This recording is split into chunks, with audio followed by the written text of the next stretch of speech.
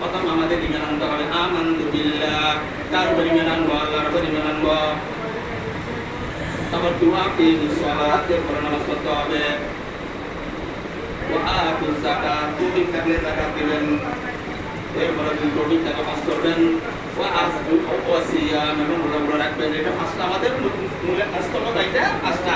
প্রথমে ইমান আনা, 2 নম্বরে নামাজ পড়া, 3 নম্বরে রোজা রাখা। এই তিনটা সবার উপর ফরজ, আর দুটো সবার উপর ফরজ না। পাঁচে যাকাত যাদের টাকা আছে এদের উপর ফরজ। পাঁচটার মধ্যে 3টা গরিব বড়লোক সবার উপর ফরজ। ইমান আনা, নামাজ পড়া, রোজা রাখা। আমরা তো গরিব রাখতে পারে না, যে বড়লোক রাখবে।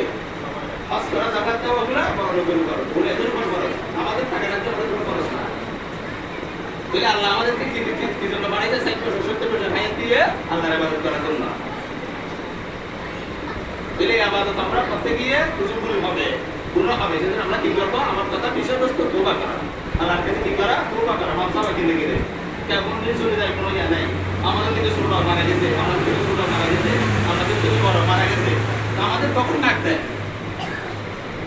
আমাদের প্রস্তুত থাকতে হবে। কমপক্ষে ডেলি স্মরণ করবেন। ভিডিও স্মরণ করলে মতর্ক থাকলে আর জনের ক্ষতি করবো না। নামাজ কাজা করা যাবে না। ফরজ রোজাগুলো থাকবো, যতটুকু পারে পরে আর জন্য সব দিয়ে দেবো, না পারলে মাপ চাইবো। কি যেমন মধ্যে আছে শহীদ হয়েছে, তারপরে সেটা আর জনের হক না দেয়, তাকে আমরা তারপরে রাখবো।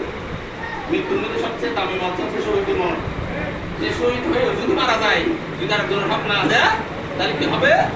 এটা যে হবে, যেটা আমার হক না, সেটা আমি মাফ করবো না। হক কি বলতেন? একটা আল্লাহর হক, একটা বন্দার হক। আল্লাহর হক নামাজ, রোজা, যাকাত, হজ, দান, ফারে তো ওগুলো আপনি পারছেন বালা, না পারলে আপনার আল্লাহ মাফ করতেও পারে।